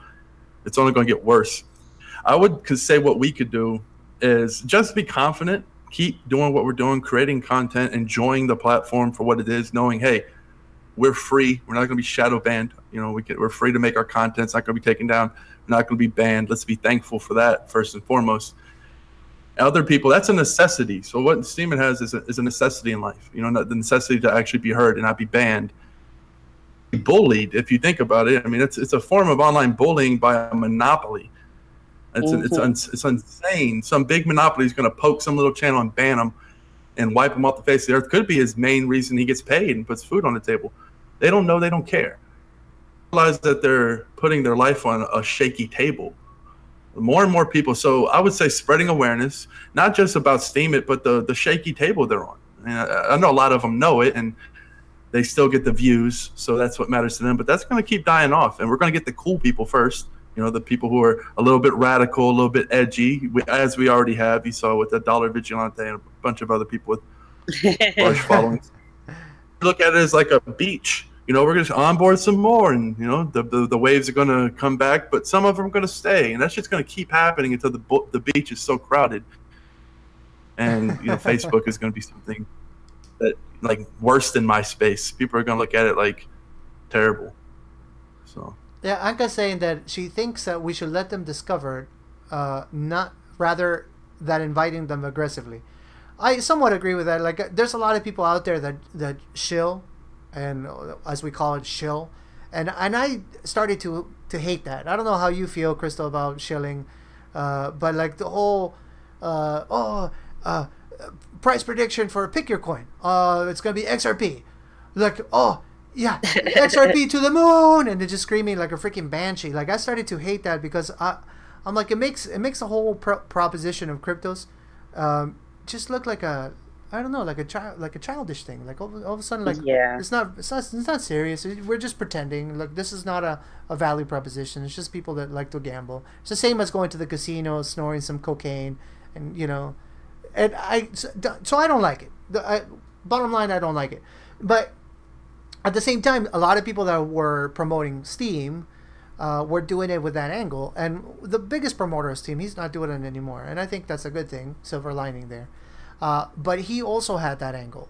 Like, he was like, so you want to make, this kid you not, you want to make $280-something every time you make a post? Come to Steam. And it will make me go like, what? What are you doing? What are you doing? Creating crazy expectations. So, I agree with you. It is gonna happen. People are gonna come in waves every time there's a market. In the bull terms, but and then the cool people are gonna stay. Maybe so, but I think also we can do better as a community to promote Steam, and I guess the promotion of it would be, in my mind, a soft promotion. So it's not about me.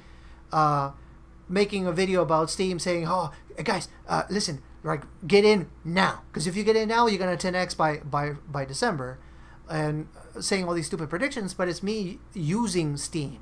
It's me demonstrating how dtube works. It's me demonstrating how through Fundition, for example, which is another dApp that runs on Steam, I was able to finance my trip to Poland, for Steamfest. I'm like, if I make a video about that and it goes out there and I put it on YouTube, then it's going to make somebody go like, oh, what is this? Oh, this is interesting. But I'm not talking about like, hey, listen, come here, 100x, that's what you want, right? Come here. No, that's not what I'm doing. I'm simply showing a product or a platform that was built on top of this blockchain. So I think that might be the best way to do it. And of course, as always, education. Like, once they're here, then we have to make sure as a community, and I'm saying all of us, not just you know, the ones that are here, like every single person that cares about this blockchain, we have to be able to be like, hey, dude, here, this is the right behaviors. This is how you grow. These are the awesome communities that you can join. These are the cool people that you can model yourself after. Like you can be like, oh, this person, this is how this person interacts.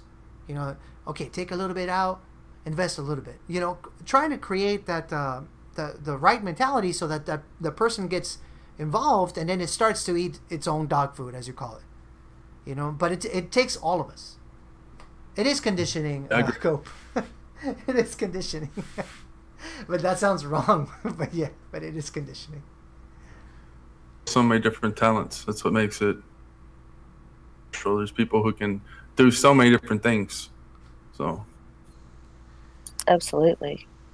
Well, in your view, Dan, let me ask you more questions regarding you, because we're talking about, like, I don't know what you would call this, crypto philosophy mixed with Facebook bullshitness. I have no idea what we're talking about. But, let me ask you more questions. You said something on that video that I really liked too. You said, of course, this will be the place where anybody who wants to learn anything about Steam should be able to come and find out that information. But you said something that I think is against the grain, because most people don't think like you. And I agree with you, but I know I am in the minority. So I want to bring this up. You said we should not be, though, a platform that pushes away anybody who's talking about any other kind of currency. So like somebody wants to make a video about Bitcoin Cash, and we're like, no, flag it. It's Bitcoin Cash, flag it. It's not about Steam. Like, we should not be that platform. Like, what are your thoughts behind that? What's a reason for allowing other cryptos to come and promote here? It shows confidence, first of all. So if I link if one of my favorite people I follow, they link a piece of content, I'm not going to be like, oh, this is from the New York Times, or this is, you know, I really don't care about the source. I click on it, I trust them, right? That's not a scam link. So I don't care about the content on that.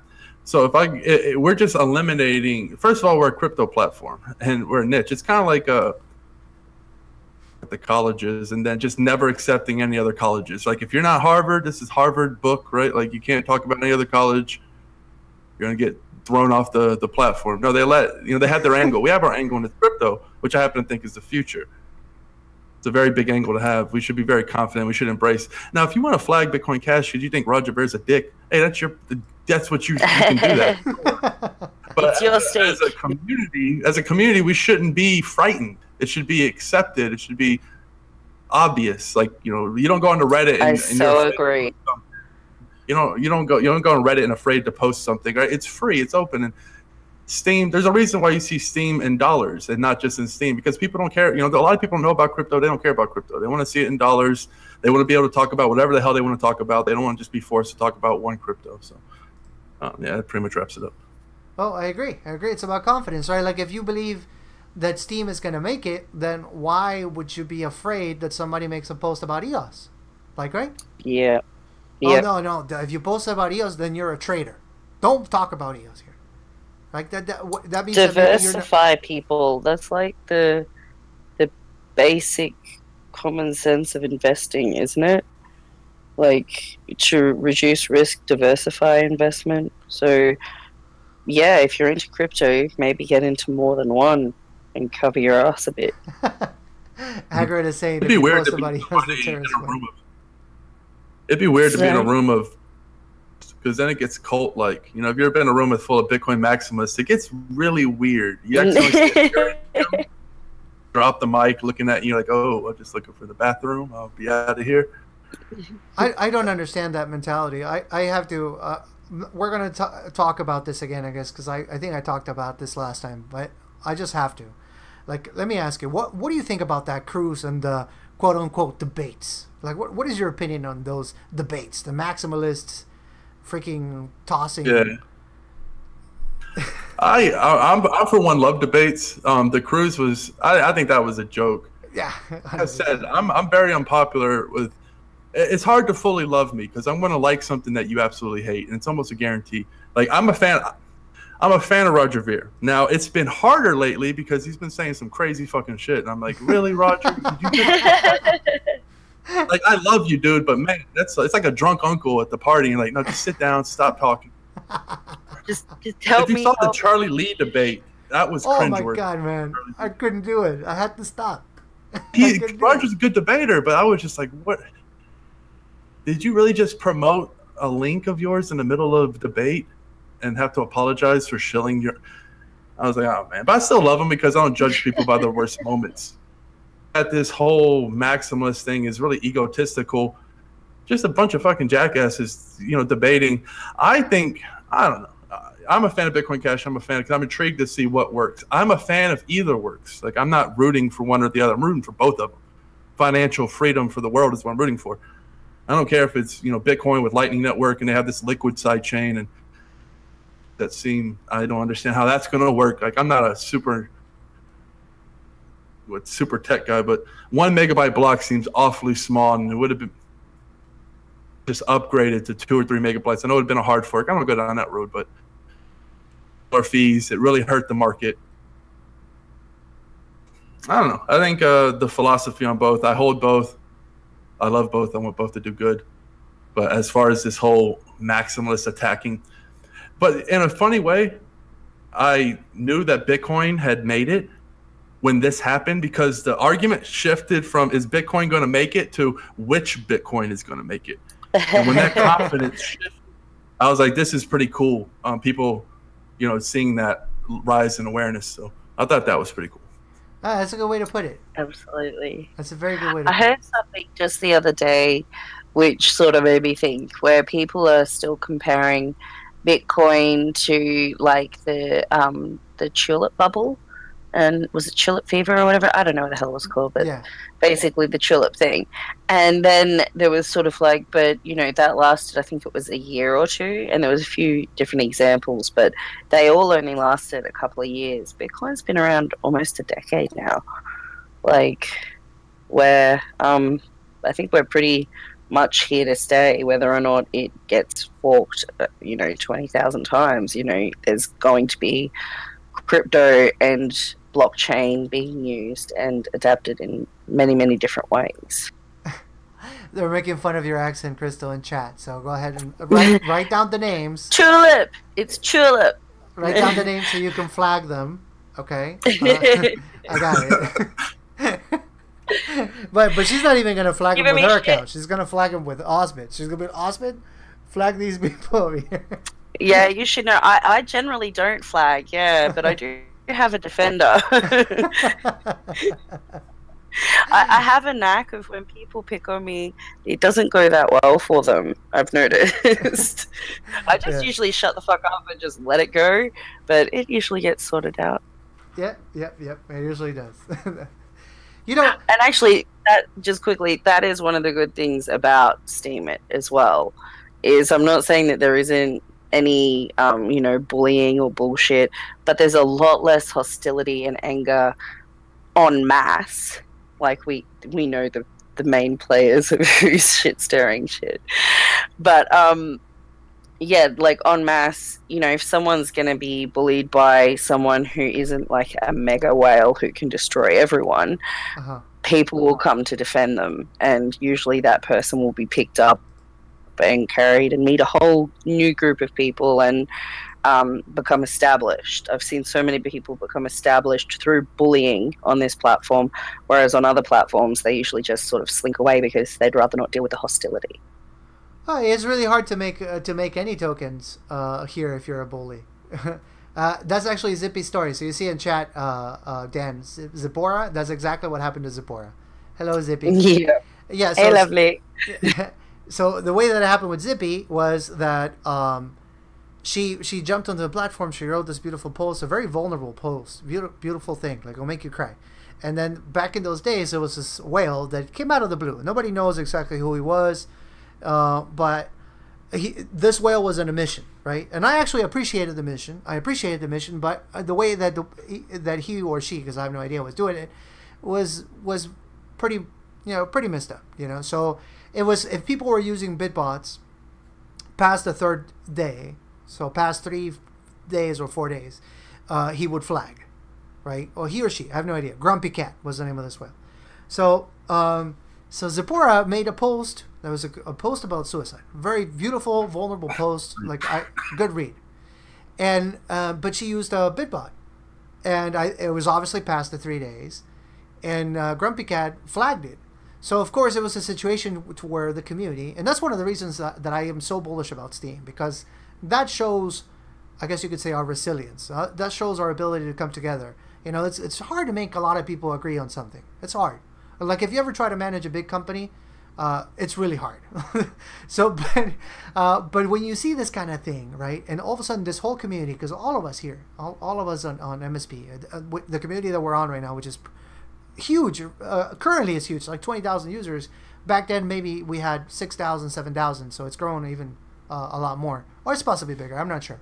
But also we all rallied up behind it. We're like, no, come here, Zipporah, blah blah. We all let her know that we cared. We went in there, upvoted it. Obviously we couldn't counter the weight of the whale, but we could leave comments, supportive comments. We could do all this, and then that made such a big difference for her. And then of course now she's a captive, you know, and we love her and she loves us, you know. But that, and the Kindness Collective was sort of born through yes. that, I would say. I'm guessing here. Yeah, it was kind of born out of there. So that's one of the things that makes me not worry too much about the price of Steam, because I see, like, would I want Steam price to go up? Yes, I would like to be able to buy food without struggling anymore. Like, I would love it. You know, yeah. I would love to not be in debt like I am right now. I would love it. But do I have a fear that Steam is going to go to zero? I don't. I simply don't. The reason why is because we're here, guys. Like, we're not going anywhere. We've been through so much shit already. Like, so, like, we've been through all this, what is it now? 10 months that we've been just getting, the market has been taking a shit on us. And I am here going like, oh, I'm not going anywhere. I'm here. I'm still posting. I'm still interacting. We started the witness. I'm like, I'm not going anywhere. Like, I'm not just eating my dog food. I'm freaking cat food. I don't know. Like, I'm eating something. but I'm not going anywhere. But I'm not the only one. Like, every single person that you see here, Dan, and the audience, they're here doing the same thing. Shane and his wife Asaria are also here doing that. Aggro, you know. And here's where I wanted to take this conversation next, because I think this is wisdom. I really do. You said something on the video that I really loved.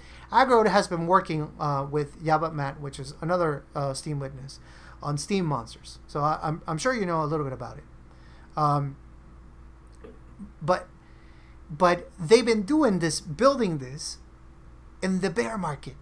Are they crazy? Why would they do this on a bear market?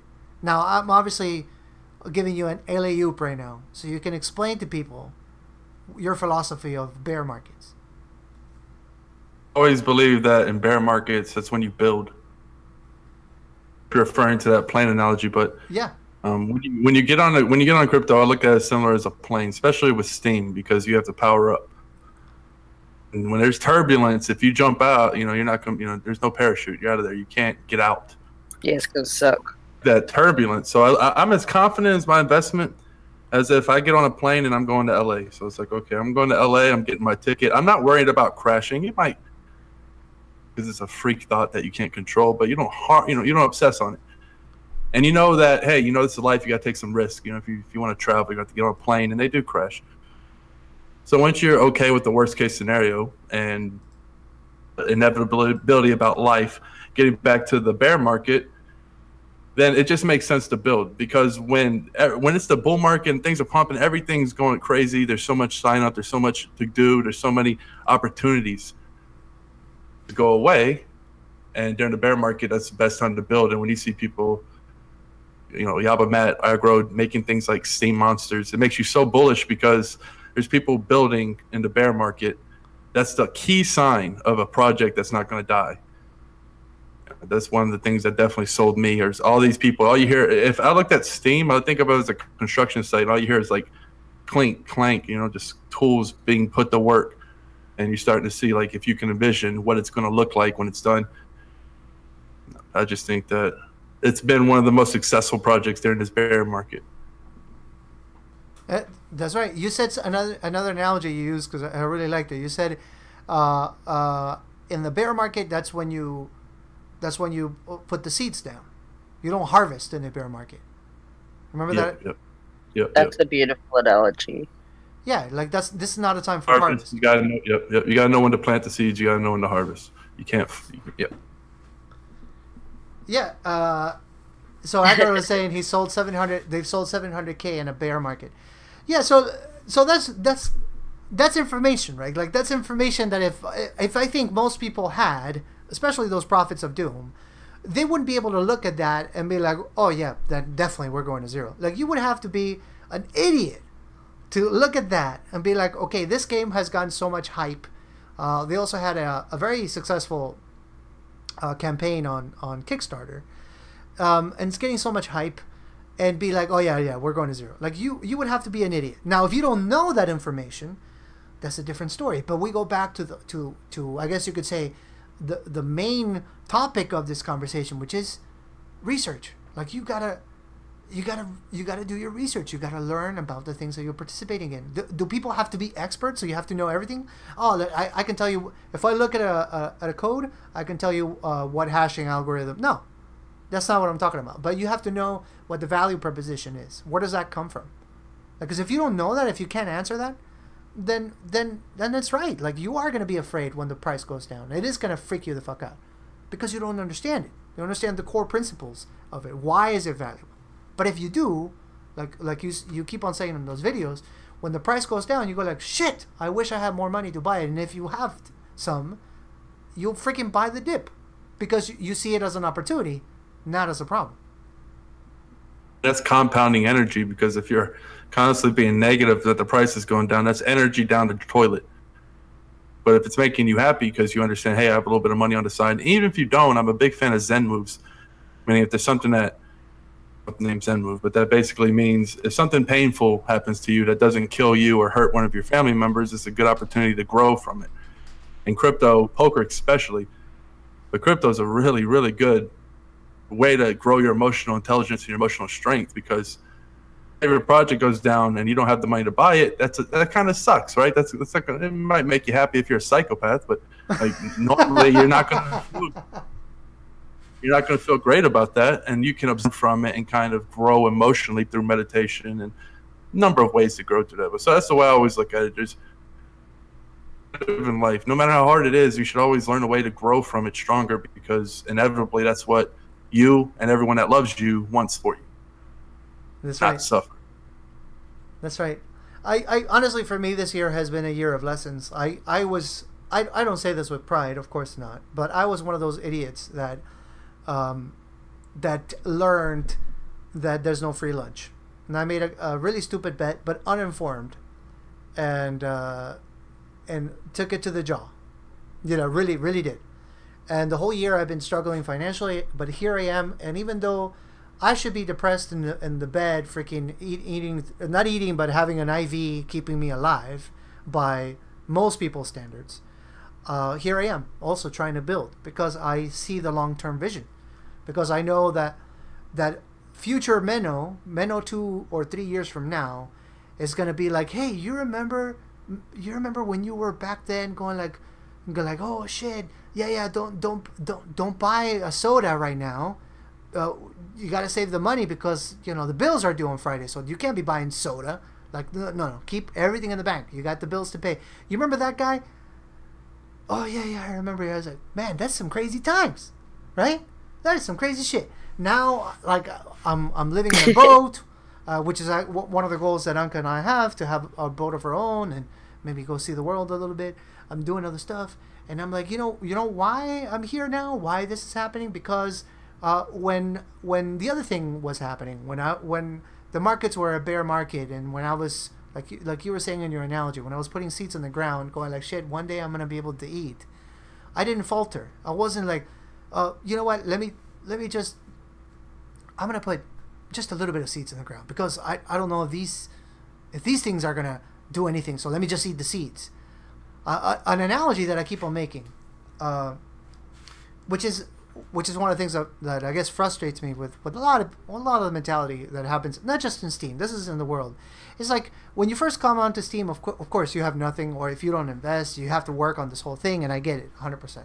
But then people that have that short-term mentality, they don't understand how to compound their investment. They're like, okay, they make a post, all of a sudden, let's say that a whale comes by or a couple of dolphins, they really like it, they upvote it, and then they grab all those tokens that they just made and then take them right out, and they have a brand new account. They take the whole thing right out because they're like, no, what if I never get this again?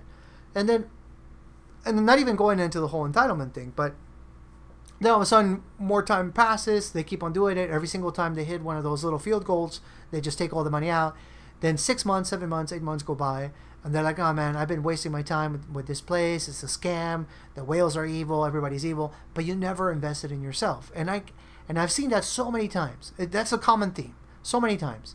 And it's like, so it's almost like you got this little egg, right? They give you this egg. That's all they give you. The platform, you got a brand new account. They give you a little egg. Here you go. And you're like, oh, what do I have to do? So then the people that have been here for a little while, they tell you. They try to educate you. Or you can find the information. Oh, this is what you're supposed to do. This is how you're supposed to behave. Do this, that. And you could be spending some time growing and what have not. Then all of a sudden it hatches. Then you get this little chick. And then all of a sudden, it starts to become a chicken. But most people work like this. This is how their mind works. It's like they see one feather, kill that shit. Kill that shit and cook it. It's like, why are you powering down? Like, you're not even a minnow yet. Nah, man. Like, this could go to 0, man.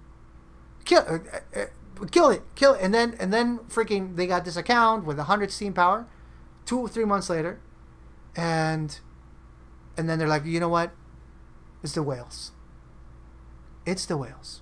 The whales, because I make all these posts, right? I put all this effort. I'm a great writer, and they don't upload my shit. So, it's the whales. I just find that hilarious because, like, I've been here for ages and I don't exactly have the biggest account, right? But, I don't need to draw down I don't have a power down going or anything.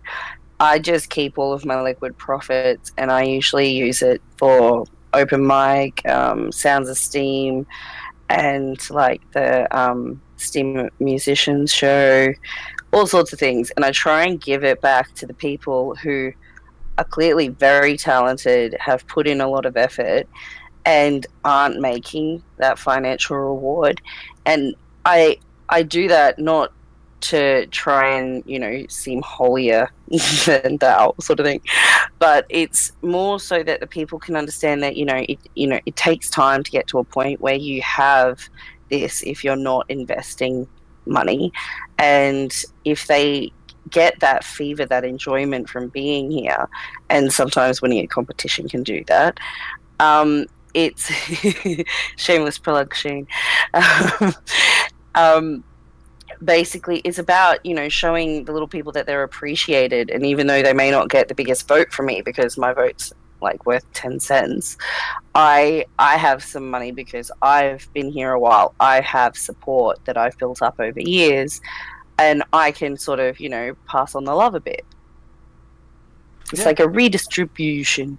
Yeah, that's right. But you do it because you want to, and that's exactly. Yeah, it's because I've seen the difference that it makes. Like for instance, like just the Venezuelan musicians that open mic has changed the life of. We've got people who are dealing with a massive financial crisis because we all know fiat is bullshit. And basically, yeah, like I've seen, people that were starving suddenly not only not be starving, but they're looking after their family. They're able to buy a house and feed their friends and stuff. And it's an amazing thing to be a part of. I'm part of it because I feel like I'm actually having an effect in the world amazingly through music, and it's one of the best things I could have ever imagined doing. That's why I'm here. I'm not here for the money.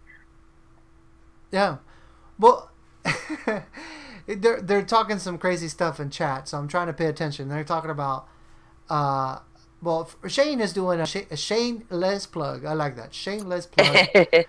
Because there's a show. So if you're listening to this later on the Steam blockchain, there's a show that happens. Well, we have shows every single day, but there's a show that happens on the weekends for Steam It Creative, which is another witness, and that curates music on the blockchain. They do an awesome show, and Shane did a shameless plug about the show. So I wanted to say that really quick. And then I'm here. I also wanted to pay attention. Somebody said Al Pacino art. I'm at that point now, wondering if I should invest a little. Well, here's the deal. Like, if you're wondering, of course, this is not investment advice. I can't say that I'm giving you investment advice. But if you're wondering if you should invest a little bit into Steam, then that means that you don't, maybe either you know enough and you've decided against, or you don't know enough. That's one of those two. Because, like, there's always a funny feeling there. Never gonna. I always have a rule. Like I said, I hate having to say it, but no financial advice. But anytime I'm on the fence like that, the only way to get off the fence is to put some skin in the game. And then you're going to 10x your research because now you have money on the line. Hardcore on the fence, and you can't make up a decision. What I would do, and in that situation, is buy something, whatever you're comfortable losing, I guess, and power it up. And then you're like, fuck, here I am. Now I got to learn about it because I've invested in it. And you're really going to find out if you want to be here or not. Because if you have regrets and you start going, oh, man, I want to get out, I don't like this, then right? So don't go blow your load. You get a little skin in the game. You'll be surprised at how quickly you learn and make your mind up. I like that. Also, from like a just emotionless point of view, I remember seeing this thing on how kids, when you give them like fake money and stuff to try and invest and whatever, and you get them to like research things and understand fundamentals, but kids trade better than adults because you teach them the rules of you buy when it's low and you sell when it's high, and those are the rules of this game we call trading. And so, by those rules alone, it's a low point. Now's probably the best time to buy for better possible gains in the future. Is there a chance it will go down? Yes, but that's why you do your research. But like the fundamental thing is technically now is probably a really good time to buy just because it's at a lower point than it has been. My attitude right now on this bear market, or has been for this bear market, has been like, okay, when we were doing good, and when Steam was $5, $6, it went all the way up to $8 at the point in time. I was being cocky. Like, I was cocky. I was like, oh, you know what? Let me buy into this ICO over here. Oh, let me try this ICO here. Like, I knew nothing about it. I just wanted to freaking hit a jackpot. Oh, look at this one. This one's coming out. Like, you go into these ICO websites, right? And nowadays, I think that 99% of ICOs are scams. But back then, I was just trying to buy myself a little lotto ticket. And like that, there went 0.1 Bitcoin. There went another 0.02 Bitcoin. And all of a sudden, all this money just being thrown in the can because I was cocky. I didn't know anything about these projects. All I wanted was to hit a jackpot. Well, my attitude completely changed, obviously, because I took it to the face. And nowadays, as I don't understand this project. It doesn't make sense to me. Like, I've done research. I don't know why it needs a blockchain. Like, if I can't figure out why it needs a blockchain, I'm not interested. Not a click away. It doesn't make any, like, if I don't know why it needs a blockchain, then it doesn't make sense. Like, and it's not really a technical thing because I'm not a developer. It's more like right now we are at a stage, and more so last year, but it's going to happen again with the new bull market, where you just got to put anything on a blockchain, and then the FOMO kicks in, right? And I know today I'm using the NakaFOMO name, but I'm joking, and people just buy it. They're like, oh yeah, you just buy it. Like, oh yeah, you're gonna 10x. But those are gambling things. Like, I don't want to gamble. Like, that doesn't have any essence. It doesn't have longevity. It's not gonna go anywhere. So my attitude, and this is of course, again, not financial advice. It's like, you gotta invest only in shit that you believe in. If you have doubt, don't do it. Don't freaking do it. Like, if you're like, oh, I don't know why it's valuable, then don't do it. It's really that simple. Oh, but so and so told me that it's valuable. Well, but do you think it's valuable? Oh no, I don't know. Then don't do it because you don't know. And I'll tell you, Dan. I don't know if you ever did this. We're running out of time. We got like 5 minutes left, so this is probably going to be the last part of the convo. But did you ever give people financial advice? And because I tried, and friends, and it was terrible experience. Never doing that again. Like, oh, buy this, sell that. No, never doing that again. Have you ever done that?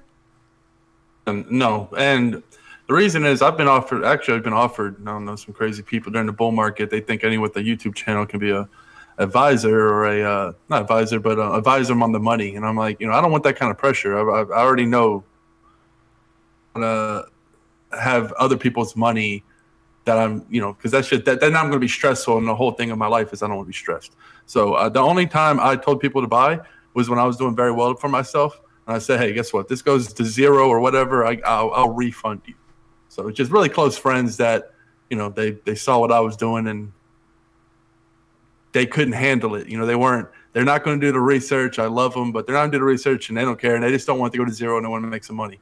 So like, yep. Put in some money. If it goes to zero, I got your back. If it doesn't, then you get to say woohoo when it goes up and feel good.